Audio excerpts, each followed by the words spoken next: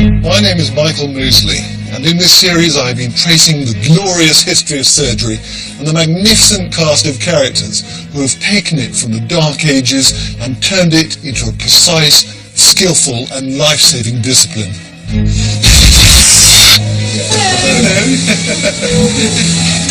I've covered magnificent breakthroughs. You had the tube hanging like a trunk. Ideas that were inspired and those that were deranged. What you do is you pop it through the skull.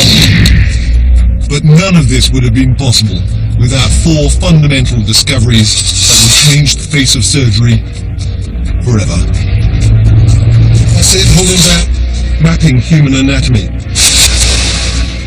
managing blood loss, developing pain relief. Oh, God, that's horrible. And stopping infection. In this programme, I'm going back to surgery's crude beginnings, when it was little more than optimistic butchery. And I'll show you how surgery was utterly transformed into a discipline that for the first time would cure more people than it killed.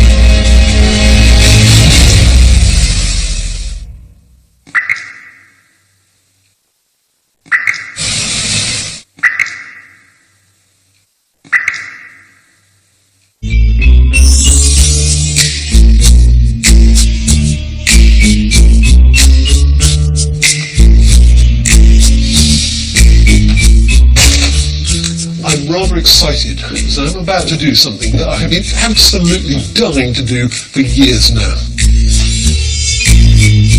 In the early days, surgeons were not exalted gods, but a rather lower form of pond life. Trained as barbers, they could purge, bleed or cut off a limb. Their most sophisticated tool, the blood-sucking leech. Right, so these are our friend the leeches. These are the friends of leeches. Now, these are European leeches. We know that because they have got green tummies. What? Be careful. Yeah. I've got one made ready for you. Okay. So if you put your arm on the table. Yep. And I'll put one in a wine glass. Ready? Yep. Will this hurt, by the way, before? It's a bit like dentistry, the injection hurts, but then often it doesn't. Yeah. Right, here we go. Oh, yes. Can you feel it? Oh, I can feel it. Oh, jeez. Oh, yes. Oh, yes. I can feel those little teeth going in. It feels like about 300 or 400 very, very small teeth all drilling in. Oh, you little bugger. What did they use leeches for? Basically, everything. If you were to lose your left leg, Yep. or you had a little headache, so by giving you a quick bleed, Yep. the idea was to make you feel better. Doctors might prescribe it, but bloodletting itself was mainly left to the unsophisticated barber surgeons.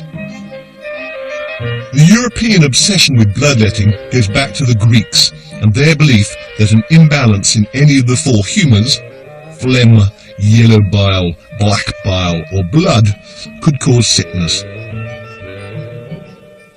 If you believe that, then bloodletting was a logical treatment. I think this leech has acquired a taste for Mosley blood. It's actually quite pleasant, almost relaxing. That's probably just the placebo effect kicking in. If I lost enough blood, eventually my blood pressure and core temperature would both fall, leaving me pleasantly sleepy but anemic. Could be overbled. Yeah. Physicians will bleed you again and again and again and again over a course of weeks. Yeah. With a whole bunch of new leeches each time. Each time, yes. You could end up being bled to death. Oh, he's come off now. And I'm beginning to bleed. There he is, absolutely gorged with blood. How much blood could I lose? I would reckon you're going for about 4 to 5 hours. Yeah. And you could be looking at a good wine glass full plus blood. Right, and this idea clearly persisted despite the fact that it's clearly nonsense. It persisted for thousands of years? Thousands of years. I'm going to drop another drop just... Taken too far, bloodletting could and did kill. But it was still preferable to other treatments surgeons had to offer. That was butchery. Cutting out and chopping off.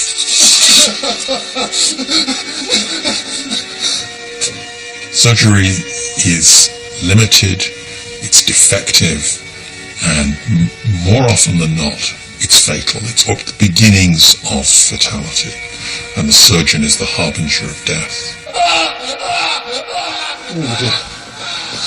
It's good to be back in the 21st century. I've got a pressure bandage on, which is there because apparently I'm going to go on bleeding for a couple of more hours, and I've got my leech, who I'm going to take home to show the family, keep it as a family pet. But more importantly, I'm now going on the trail of the men who would eventually make the leech redundant, and who would drag surgery kicking and screaming out of the dark ages. Today, whether it's due to a car crash, cancer, or a heart attack, around 75% of us will, at some point, come under the surgeon's knife.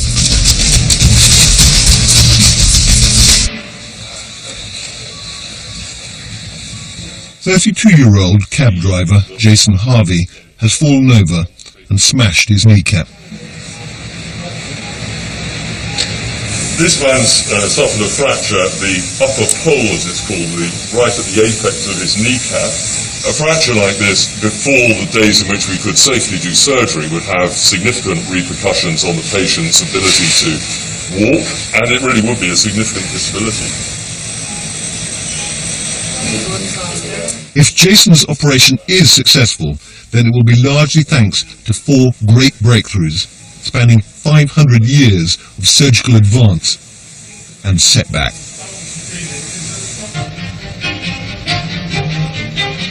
The first of these breakthroughs was fundamental, understanding human anatomy. The first person to create really accurate drawings of the human body was the Renaissance genius Leonardo da Vinci. But he never published. So, well into the 16th century, doctors still relied for their understanding of anatomy on crude drawings done 1300 years before. It would take a Flemish dwarf called Andreas Vesalius to change that.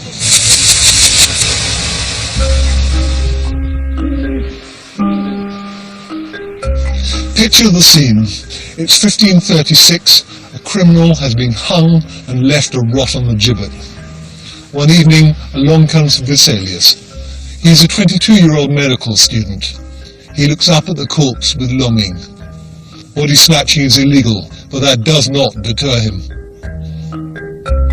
Vesalius jumps up, grabs the bottom of the legs and pulls. With a terrible ripping sound, they come off in his hands. He runs away into the night, clutching them in his arms. What Vesalius was doing was extraordinarily dangerous. Not only was he risking jail and personal ruin, he was challenging long-established ideas.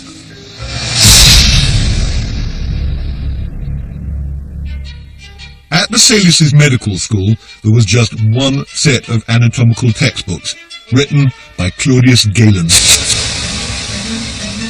Not only had they been written 1300 years before, but they were also largely based on animals, like pigs and apes. At human dissections, Galen's words would be read out, while unquestioning students looked on from a distance. Aged just 22, Vesalius decided to do something that would have outraged and disgusted his contemporaries: dissect and examine a human body himself.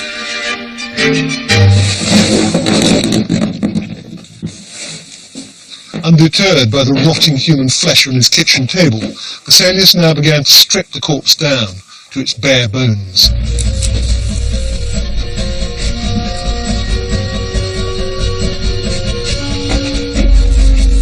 He treats it rather like making beef stock. First of all, he gets a big pan of water and he sets it to boil. Then he gets the bits of his corpse and removes as much skin and flesh as he can, and he drops those bits into the pan. He boils away for hours until the whole thing falls apart. You wonder what the neighbours must have thought.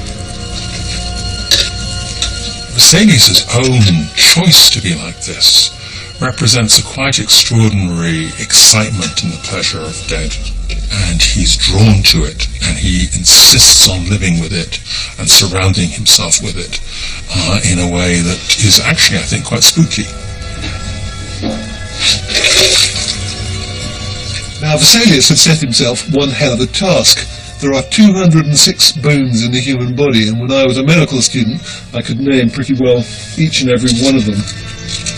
These days, I think I'd struggle. Bone by bone, he painstakingly tried to identify every single part of the human skeleton and put the jigsaw back together again. This is clearly a femur, but what this is, I couldn't begin to tell you.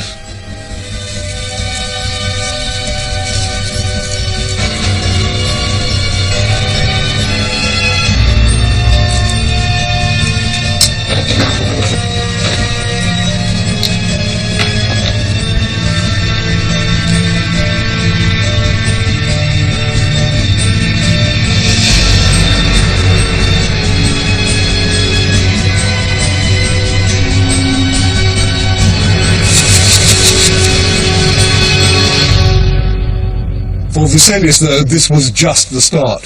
He now wanted to map every organ, every ligament, every muscle in the human body.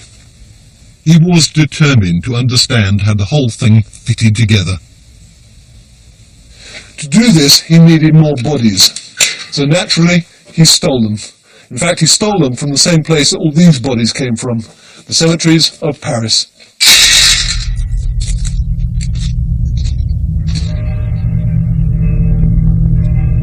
I'm here in Oxford to see what Vesalius risked so much to get his hands on. A dead body. People are still, understandably, very sensitive about showing human dissections. We were fortunate to get special permission to film. Dr. Alice Roberts teaches anatomy to surgeons. She's dissected many bodies. Hello, Alice. Oh, hello. Hello. You're about to start. Yes, just about to open up the abdomen for you. No, perhaps not. This woman donated her body because she wanted to help students learn anatomy. To prevent decay, she's been preserved in embalming fluid, a luxury Vesalius did not have.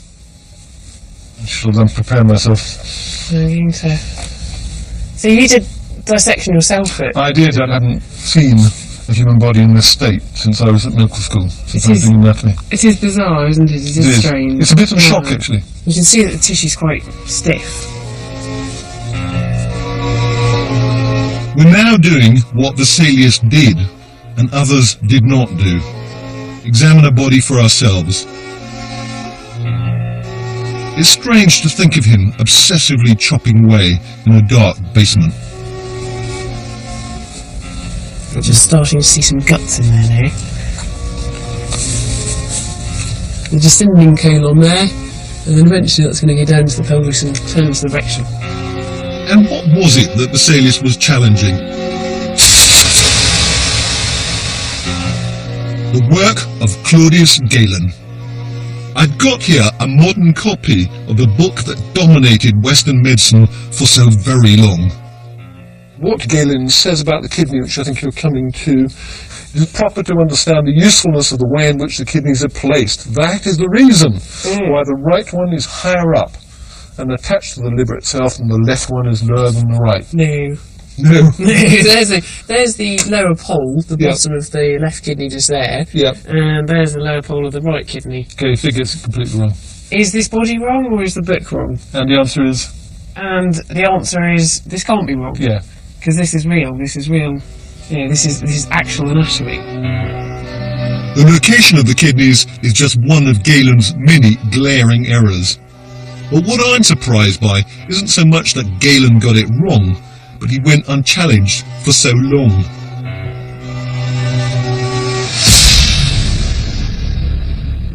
Until Vesalius. When Vesalius announced that much of what the great god Galen had written was incorrect, and that 1300 years of medical teaching was seriously flawed, he became extremely unpopular. Some dismissed him as a madman. Others, who actually chose to look, wondered if perhaps the human body had changed since Galen's time. In all, Andreas Vesalius corrected over 200 of Galen's mistakes. And in 1543, he published his masterpiece, De Humani Corporis Fabrica, on the fabric of the human body. Vesalius correctly identified the location of all the major organs, nerves and muscles in the human body. Finally, after 1300 years of stagnation, anatomy and therefore surgery had taken a giant leap forward. Andreas Vesalius began the proper study of human anatomy. Others like William Harvey would later build on that. Anatomy remains at the heart of medicine. It's very important to know your anatomy, not just for surgery. Anaesthetics, anatomy is basic for medicine. If you don't know your anatomy, it makes it very difficult making a diagnosis about anything. All medicine is based on anatomy. But 3 other formidable obstacles still remained before surgery could move into the modern age.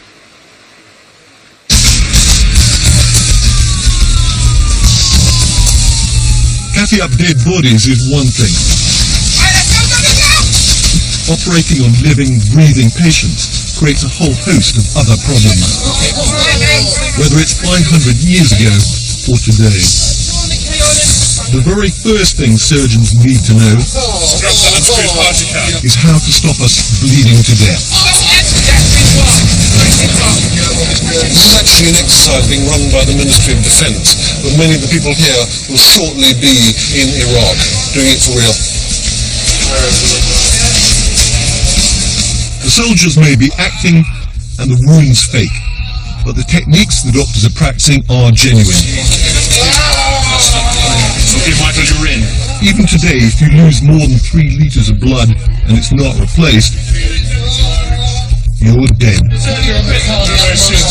secrets of managing blood loss were discovered on another battlefield, just a few years after Vesalius dissected his first bodies.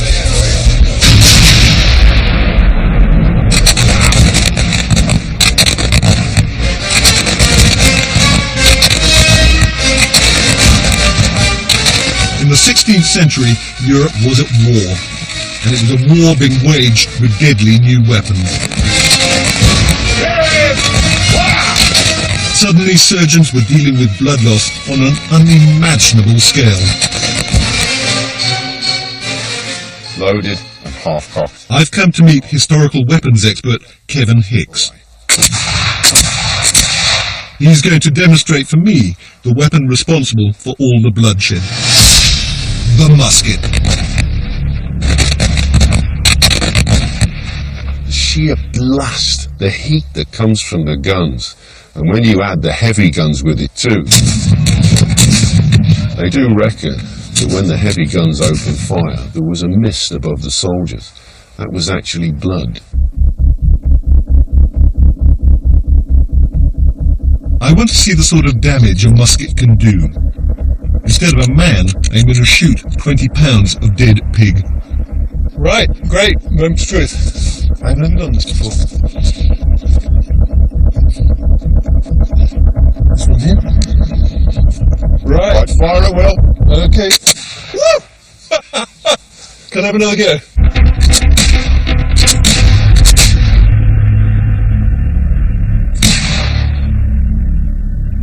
It would be bleeding like a proverbial pig, wouldn't it, if it was... Well, if this was a stomach, imagine the trauma. Yes.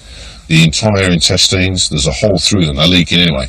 But imagine the punch. You know what it's like when somebody punches you in the stomach? Yeah. Well, that's an express train hitting you in the stomach. Let's see what's happening on the other side. Right, some holes here. Bleeding heavily, the soldiers would have been dragged off the battlefield to have the bullet extracted. First thing they had to do was put their finger in to find out where it was, but we can feel that one, can't you? Yeah. Yeah, I'll brace it for you. Look at that. Fantastic.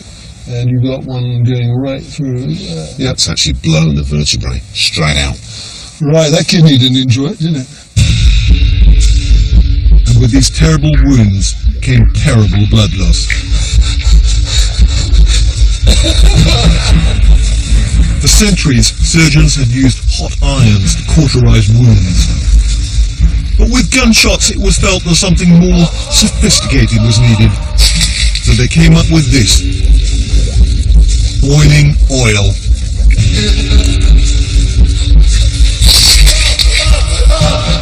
It is almost unimaginable. Think about it, you've just been shot in the leg, the thigh, in the upper arm, and then a battle surgeon comes along and they pour boiling oil into your wound. No wonder so many of them died. Change, when it came, did via a Parisian barbershop.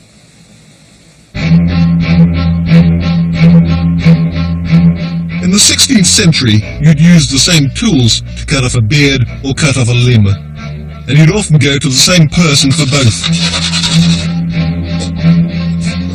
To a barber surgeon like Ambroise Paré.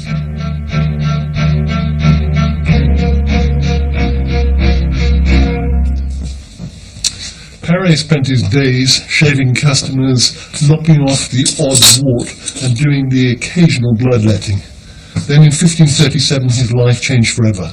He was sent as a battlefield surgeon to the siege of Turin. Even the journey into the battlefield was traumatic. Paré was forced to ride over the bodies of dying men, hearing their cries under his horse's hooves. He encountered gun wounds on a horrific scale, and day after day, week after week, he amputated limbs.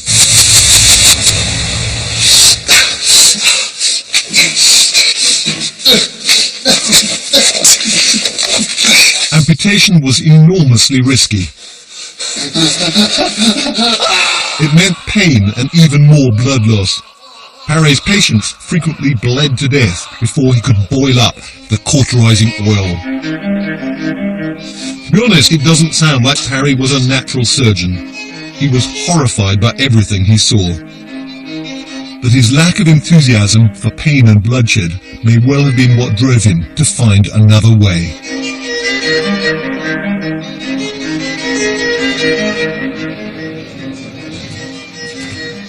For a long time, even Paré had to stick to conventional techniques. This is a saw used to cut off people's legs. And then, to stop the bleeding, he used this, a cauterizing iron. He was desperately looking for something better. The important thing about Paré is Paré thinks for himself. He never assumes he already knows how to do something. He's always prepared to consider the possibility that there might be a better way of doing it. And that's a whole new way of thinking. Paré was a compassionate man, and he worked on a range of wonderful inventions. Many were attempts to compensate for the limbs he had had to cut off. My favourite is this. It's a sort of mechanical arm with flexible fingers.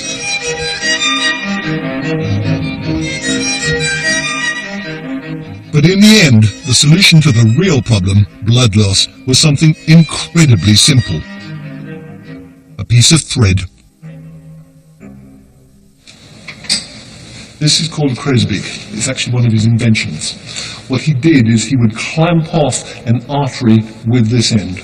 Then he would get a fine silk thread and tie off the artery. And that is his great discovery. That is his unique contribution to surgery. The ligature.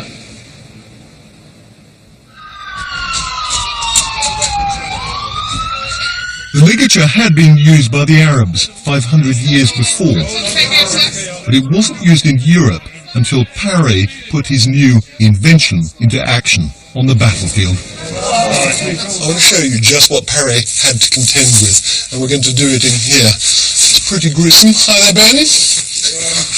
Not yet, not yet.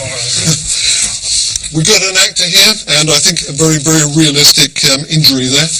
He wouldn't have bothered having a gown on, but I'm expecting quite a bit of splatter. Right, you ready to perform? This is the modern day equivalent of Parry's crow's beak, and this is a ligature. He would probably have used silk. Right, okay, so we've just chopped the leg off and we're ready to go. Go. Right.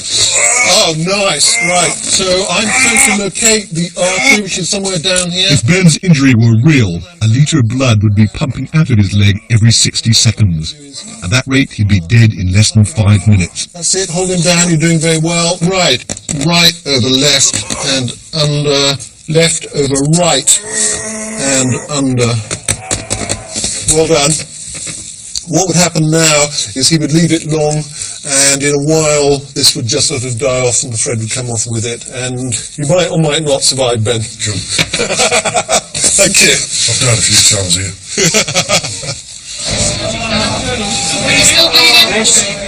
So Parry had invented the ligature. You'd imagine it would have taken off immediately, but in fact 100 years later surgeons were still using boiling oil and cauterizing wounds. It was not the first time that surgeons were slow to adopt something so obviously beneficial to their patients. Nor would it be the last. I really admire innovators like Parry and Vesalius. They questioned conventional thinking, were ridiculed, but struggled on and eventually found a better way.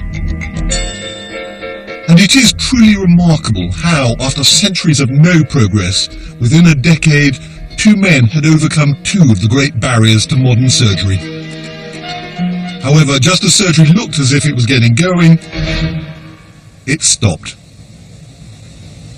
Fundamentally, surgery didn't change for an incredible 300 years. Over the next 3 centuries, Isaac Newton would discover the laws of gravity.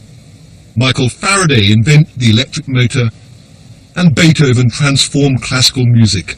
But surgeons, they just went on killing people. In fact, there was no real progress at all until the 19th century, when industrialization began to change the world. Mechanized work meant new injuries, limbs ripped off and horrible fractures. This boom in demand for surgery collided with the Victorian age of invention, and it produced 2 enormous innovations, which between them would transform the butchery that was surgery into something we would recognize today. In 1840, if you were unlucky enough to need an operation, you were almost certainly conscious throughout.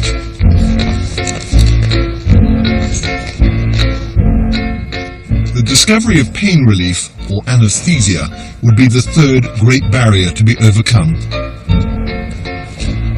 It seems obvious to us that pain is a bad thing, and you would think that every surgeon would see the need for it. They don't. To be a surgeon is to not feel your patient's pain. The moment you start feeling it, you're lost. What I find really bizarre is Victorian surgeons had access to a range of pain-relieving techniques, which they obviously chose not to use. Was it perhaps because they didn't work very well? I really want to know, so I'm going to try out a couple of these techniques on myself. I'm going to start with something which I'm very interested in, but which I'm also deeply skeptical about. Hypnotism. We're going to be exploring how we can help to numb your hands during hypnosis, how we can deal with pain. First thing I'd like to do is find a baseline to measure it from. Okay. So what we're going to do is we're going to attach this, it's a peripheral nerve stimulator, Okay. and we're going to put this onto your wrist. I'll just put this here. And the person who's going to put me under is hypnotherapist That's right. Tom Mackay. Just going to make all my... I'm ready. Excellent. Okay, here we go. That's maybe a little higher than... No, that's fine. It's like sticking your finger in a sort of socket, electric socket. Yep. When you get... let's try a little bit higher, okay? Okay, we'll put it up to 30. Yeah, okay. Oh, Jesus! Yes, that hurts. Okay, right. Really, one of the things as well with hypnosis is it's not about being gullible, it's actually about being intelligent. Okay. So what we find a lot of the time is the more intelligent you are, You're appealing to my vanity very, very successfully. the deeper you can go. Okay, well, I should be very, very interested to see what you do. So just let your eyes relax completely. Every breath you take can help you relax deeper and deeper. Deeper. Ever had the experience of what it's like to hold your hand begins to come? In my head, I'm snuggled up in bed. And now I'm going to press the button. It's very good. Very good. The arm's completely numb. Now. Press that button again. Very good. That blast was 4 times stronger than I could cope with unhypnotized. I'd just like to just check to see if it'd be alright to increase that level one more time. It's sort of, it's bordering on unpleasant. 2 and 1 in your own time. You can take all the time you want to come right the way back to the room. That's it. Open your eyes, come right the way back. It was impressive, because before I jumped, and really jumped, it really hurt. Yeah. I didn't jump, I noticed it, it didn't really hurt. But there's some level at which I'm just still curious as to whether, if it really hurt, if you were drilling into my teeth, whether I would be able to get to a deep enough level. Your unconscious mind can allow any blood to stop. So Tom once more put me under, and this time suggested I stick a needle through my hand. Imagine it's made of butter. Numb with every breath that you take. It's totally numb. Just though that hand is made of butter. Not working. Okay. Really, no, it hurts. Okay. Started to hurt. Part of the problem was that to stick the needle in, I had to first come out of my hypnotic state. Tom believes that with more practice, I'd manage it. Would remain. You'd hold on to that numbness. It hasn't bled anyway. No, that's blood. So you can close your eyes. To get into a deep enough hypnotic state to be able to ignore serious pain normally requires a lot of preparatory work, so it's not a quick fix solution. Right hand, palm up, large helium full balloon. I'm after something faster and more effective. It's lifting it lighter and lighter, lifting it higher, higher and higher. Now, alcohol is, of course, the traditional way of numbing the existential pain of life. But how well does it work when you're actually trying to numb the pain of pain? Here's one shot. I'm going to have a go until... Oh, that is so unpleasant. Could I have another, please? I can begin to feel the alcohol hit my system now. I am not a drinker, and on an empty stomach it takes embarrassingly little to get me drunk. 2 vodkas, and about this time I feel like flirting. Sadly, the barmaid doesn't want to flirt, so instead I think what I'll probably do is induce some pain in myself for lack of anything else to do. Go on, how's that work? Here we go. Oop, no, wrong button. Right. Oh God, that was still unpleasant. Okay, I think I probably need another vodka. Or another one. You're looking more beautiful than ever. Down the hatch.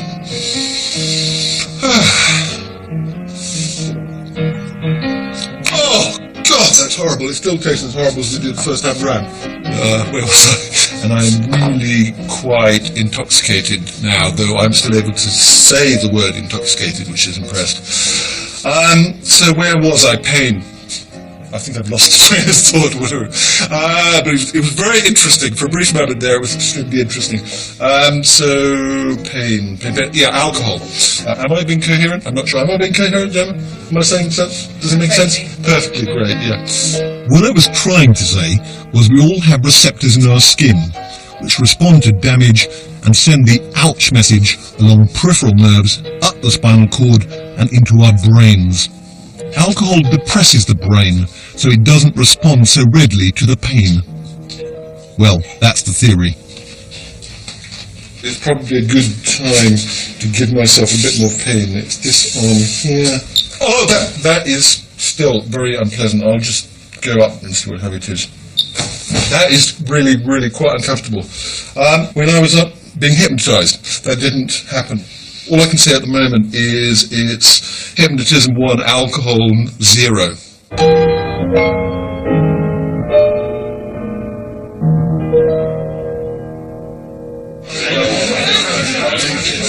With both hypnotism and alcohol proving far from fail-safe, there was clearly a need for someone to come up with a better solution.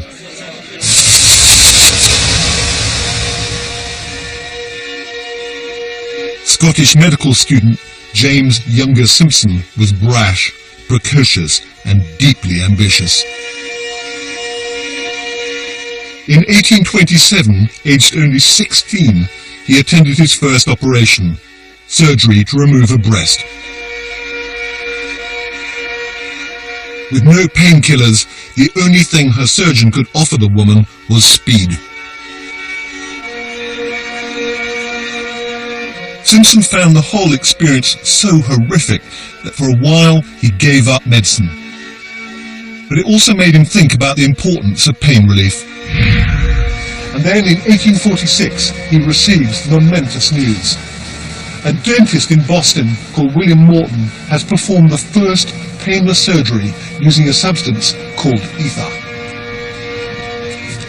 Simpson tried out ether on his patients and soon discovered it was effective. But it had problems.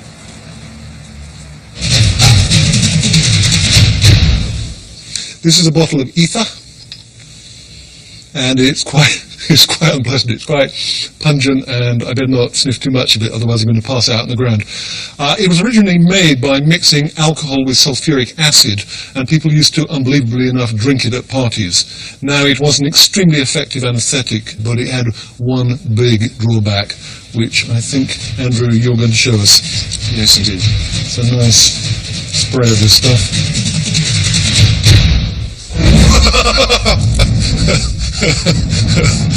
Wow. See why it's a drawback, because if you're in the operating theatre, and presumably they were gas lit at that time, you knock over a bottle of ether, suddenly everybody loses their shirts. Yeah. As well as being explosive and pungent, ether irritated patients' throats and made them thrash about. Not what you want in delicate surgery. So the opportunity was still there to find a better anaesthetic.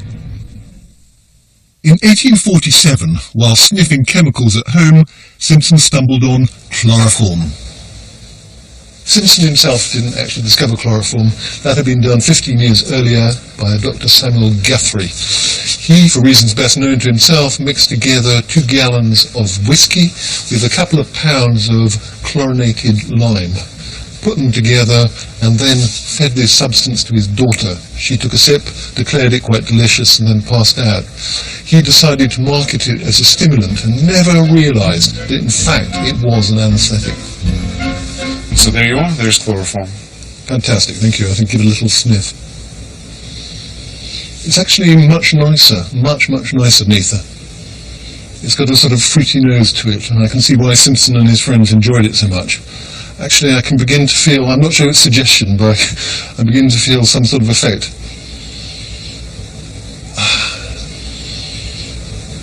Thank you. I think I might hand this one back. There's actually a bit of an after kick to this, isn't there? Simpson successfully used chloroform on a few patients.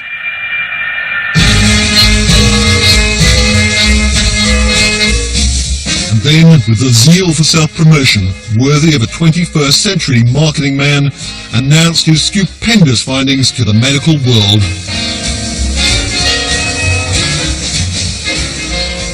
Simpson gave a talk to a group of interested doctors. He extolled the virtues of chloroform, and at the end he got out a handkerchief and a bottle, and he asked them if any of them fancied giving it a try. Soon great hilarity ensued as men fell unconscious to the ground, while others wandered around in a state of great intoxication.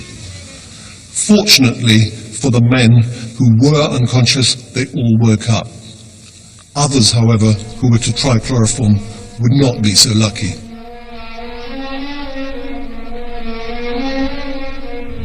Fanned by Simpson's enthusiasm, chloroform became widely used. And as that happened, patients began to die. First a handful, then a dozen, then in their hundreds.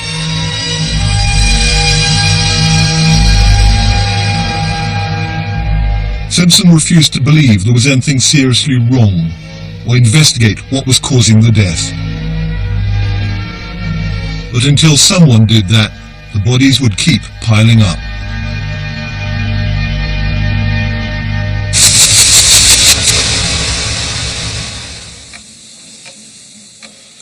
Dr. John Snow, today best known for proving that cholera is waterborne, soon became intrigued by the chloroform death. He looked into the autopsy reports and noticed the victims had certain things in common. The people who died were on the whole young, fit or fearful. So what on earth was going on?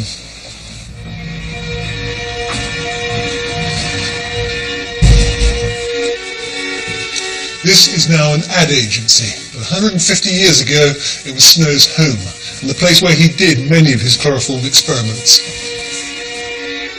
Snow was cool, analytical. He carefully studied, measured and calculated. He looks at case after case after case after case, looking for the pattern. He tabulates, he records, he turns things into statistics. Snow studies subjects to death. In his own time and at his own expense, Snow measured the exact quantity of chloroform in the dead bodies, and he experimented using chloroform on animals. Snow soon discovered that chloroform can badly damage the heart. That's because chloroform reduces the rate at which every cell in the body works. It acts particularly fast on brain cells, so it knocks you out. But chloroform can also slow heart cells, and too much will make them stop. Chloroform is actually an extremely dangerous drug. Just 1/3 of a teaspoon is enough to knock you out. Half a teaspoon enough to kill you. So that explains part of the mystery, why the young and the fit died. They needed a higher dose to knock them out, and the higher dose pushed them much closer to the fatal dose. But why did it matter if you were fearful? Snow realized that they were the ones who were struggling, holding their breath for as long as possible. Eventually, they'd take an enormous gasp and inhale enough chloroform to stop their hearts. Splashing spoonfuls onto a handkerchief and putting that on the patient's face was clearly not a great technique. To reduce the risk of overdose, Snow invented one of these things. It's a chloroform inhaler. What you do is you pour the chloroform in here, then warm it up with the hands so it creates a vapour. The vapour comes up through a tube and into a mask. Much, much safer than splashing some of it onto a handkerchief. Snow administered chloroform to over 4,000 people, including Queen Victoria, without a single death. Thanks to John Snow, chloroform became a much safer drug and went on being used well into the 20th century.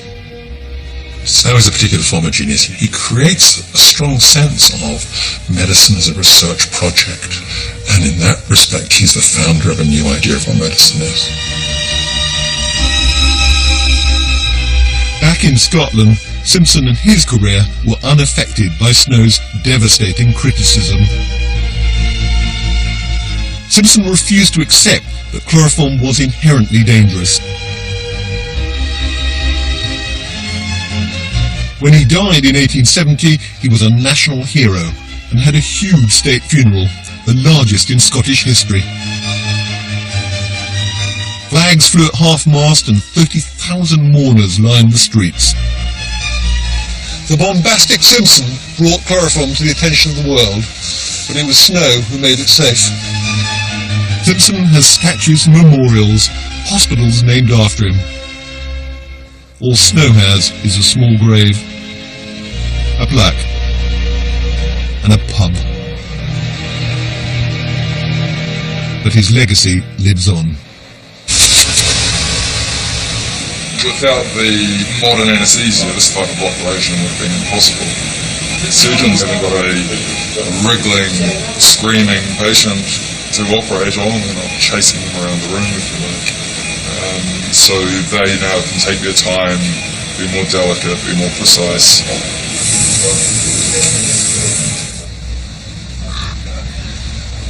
With the discovery of anaesthetics, surgery had taken another huge leap forward. But despite this and the earlier breakthroughs, half of the patients who went into the operating theatres died. Finding out why became the obsession of a most unfortunate Hungarian doctor, Ignác Semmelweis. In 1847, 29-year-old Semmelweis began work in the maternity unit of the Vienna General Hospital. All around him, a mystery was playing out. It's Vienna's leading hospital, but hundreds of women every year who go there to give birth develop a fatal condition called childbed fever. Swollen abdomen, multiple abscesses, fever, and then death. Nobody knows what causes it, and nobody knows how to stop it. In the hospital, there are two units, one run by midwives, the other by doctors. If you are unlucky enough to be in the one run by doctors, where Semmelweis works, then you are 9 times more likely to die from childbed fever than if you're in the hands of the midwives. Why? Semmelweis was greatly puzzled by this discrepancy. He became obsessed with solving the mystery, trying everything from changing the way the women were lying to changing what they ate. But nothing worked. Everything was unexplained. Everything was dubious. Only the great number of victims was an indisputable reality.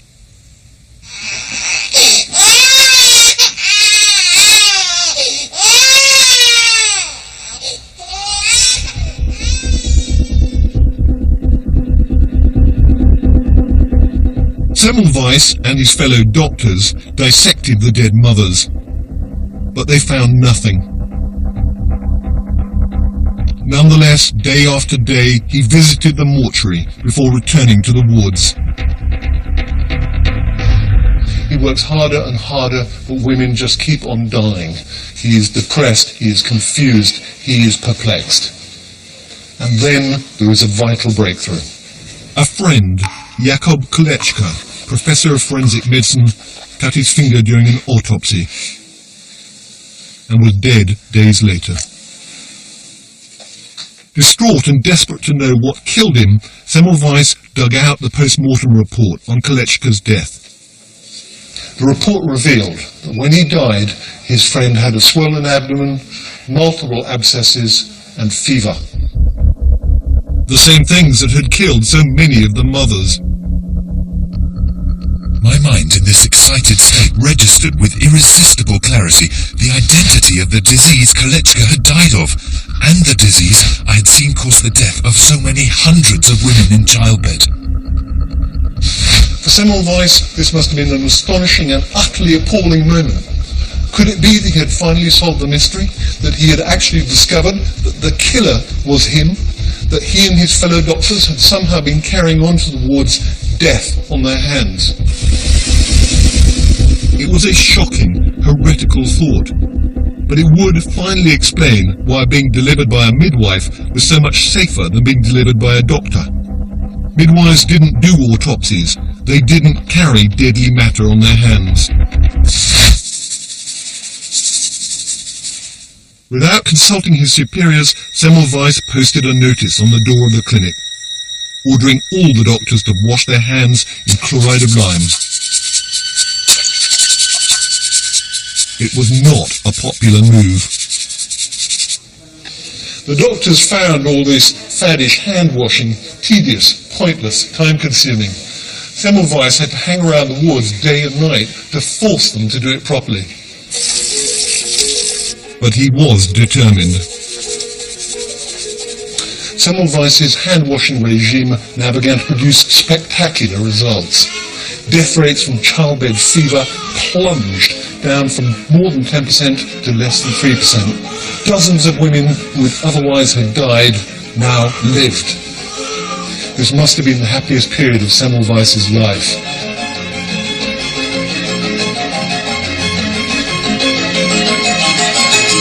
He was living on borrowed time, because he had not convinced the doctors. He had no rational or scientific explanation of how dirty hands could cause death. The women were dying from what we now call septicemia, blood poisoning. Semmelweis had no idea of its cause. He just knew he was onto something. However, with some simple equipment that Semmelweis didn't have, I can show you what he was up against. Now, I have over here some agar jelly. And what this is going to be useful for is I'm going to dip my hands in it, roll them around, and 3 days ago I did exactly what I just described, and this was the result. Can you see that? Isn't that lovely? There are lots of little colonies on there, in fact tens of millions of bacteria. One lot is apparently a relative of the bacteria that causes MRSA. If that got into an open wound, it would do you no good at all. Now, next what I'm going to do is I'm going to add some bleach. This is the equivalent of chloride of lime. Right. Give them a good scrub. Oh, lovely. Now what I need to do is I get another one of these and I dip my fingers again, roll them around, and you can see much improved. There are colonies there. There are far fewer of them. Semmelweis knew dirty hands caused disease, but he couldn't explain why. And without a proper explanation, his colleagues just laughed at him. The idea that a bit of dirt around your fingernail was enough to kill you was ridiculous. They live in a world in which they've never thought of germs. They know that if you look at a wound through a microscope, you will see lots of tiny things crawling around in it. They believe that they are spontaneously generated, and they regard them as harmless, because it's irrelevant. They pay no attention to them. Semmelweis' boss and his fellow doctors were sick and tired of his ideas. So when his contract came to an end, it was not renewed, and he went home in disgrace to Budapest.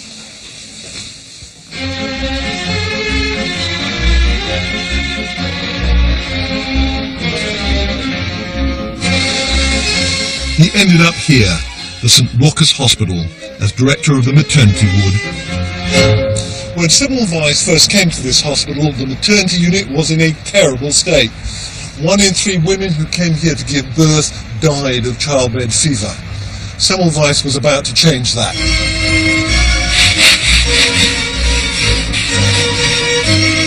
He started a rigorous campaign of cleanliness.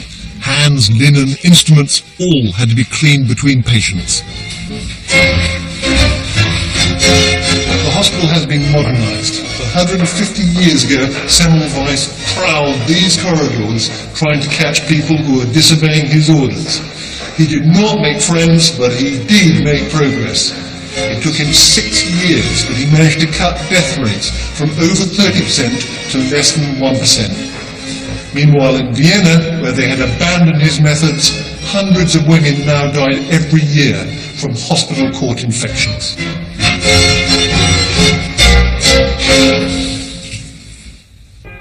But the Hungarians were as cynical as the Viennese. And this disbelief, combined with Semmelweis' rather bullying style, meant once again he managed to alienate the hospital staff. And the knowledge that no one was listening to him was starting to drive him mad. Semmelweis, who has made the most extraordinary and brilliant discovery, can't explain that discovery to doctors in a way that makes sense to them. He knows how to prevent deaths by the thousands, by the hundreds of thousands, and no one will listen to him. It's the most dreadful position to be in, and he cannot stand it. Semmelweis was desperate. He used to come regularly to this chapel, which is attached to the hospital, to pray to God for his forgiveness. He began writing to doctors, accusing them of being murderers, and he would break down in lectures with bouts of uncontrollable weeping. He would also go out into the streets, stop any couples he met, and implore them to make sure, should they ever have children, their doctors washed their hands before delivering. His young wife found it increasingly hard to cope with his behaviour. Driven to despair, Semmelweis now decided to do what he'd been avoiding for years: write a book. In 1860, sitting at this desk, Semmelweis finally finished writing up his life work. Unfortunately, it is rather rambling and repetitious, but it does contain the essence of his ideas. The carrier is the examining finger, the operating hand, instruments, bed linen, atmospheric air, sponges. It was an insight that could have saved thousands of lives. For doctors who approach this book with an open mind, it's all here. But Semmelweis spoils it somewhat by spending the last half of the book launching a long and vitriolic attack on all his many critics. And with the book he sent out venomous, ranting letters. And you, Herr Professor, have been partner in this massacrous deeds which were committed by the midwives and physicians in Würzburg childbed fever. I declare before God and the world that you are a murderer. The book was badly received and fed his already evident paranoia. He took to heavy drinking and to prostitutes. With his behaviour becoming increasingly erratic, his wife reluctantly agreed to a plot concocted by Semmelweis's doctors. She proposed a family holiday to Austria. When they got to Vienna, his wife suggested they go and visit a friend's hospital. But when they arrived, Semmelweis was seized and dragged off to a padded cell. The hospital was, in fact, a lunatic asylum. What happened next is confused.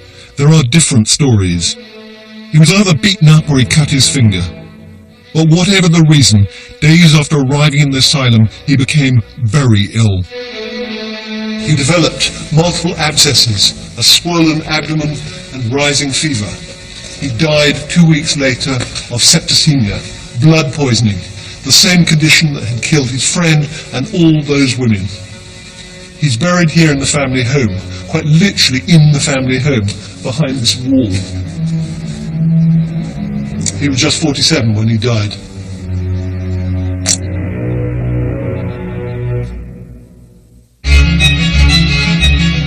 And there's a final tragic twist.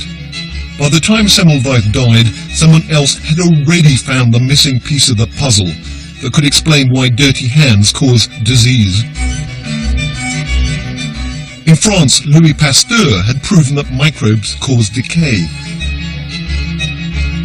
Sadly, Semmelweis seems to have died never knowing of Pasteur's work. But in the year of his death, a young Scotsman finally put together all the pieces of the puzzle and finished what Semmelweis himself had tried so very hard to do. Joseph Lister was a keen young Scottish surgeon who, unlike Semmelweis, had read Pasteur's paper on bacteria. Lister realized that if Pasteur was right, then they were actually being killed by invisible microbes. But what could he do about it? One day, a friend of his came onto the wards and cried, "Oh my God, this place smells of sewage." This was a eureka moment. Sewage, of course, sewage. Why not try and curb infections using the same chemicals they used to deodorize sewage? Carbolic acid. Lister soaked his instruments with it before his next operation, surgery on a young boy. The boy survived, so he did it again. Soon his death rates had fallen by an astonishing 2/3. Now, I'd like to be able to tell you that British surgeons embraced this new idea with enormous enthusiasm, but in fact it wasn't until he moved to London 12 years later and started doing pioneering knee surgery that they really sat up and took notice.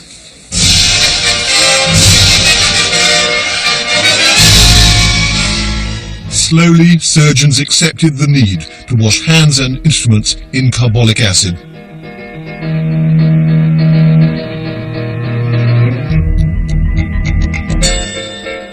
Before Lister, most patients did not survive major operations, but the introduction of antiseptic techniques changed all that. It finally turned surgery from butchery into a science.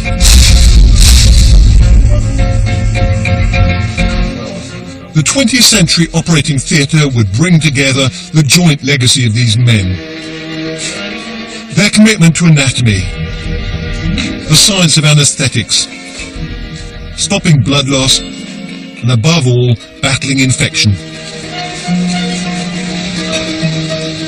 Jason Harvey's knee operation is over, and his recovery is surprisingly swift. Well, when you think just 24 hours ago my kneecap was in 2 pieces, and here I am walking down the corridor, and what can I say? I can just thank my surgeon and surgery itself. It's fantastic. It certainly is, but let's not forget it's come at great human cost. Surgeons these days are much more constrained by what they can do, and rightly so. But there can be no success without failure, no development without risk.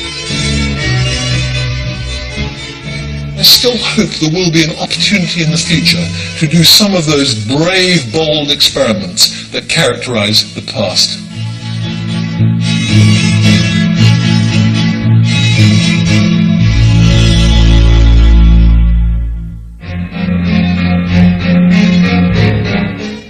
So, what's your diagnosis of tonight's programme? Have your say at bbc.co.uk/BBC4. Next Wednesday here on BBC4, former BBC DG Greg Dyke takes us on a tour of the life of Aneurin Bevan, founder of the NHS. Back to tonight though, and there's a world cinema premiere for you next.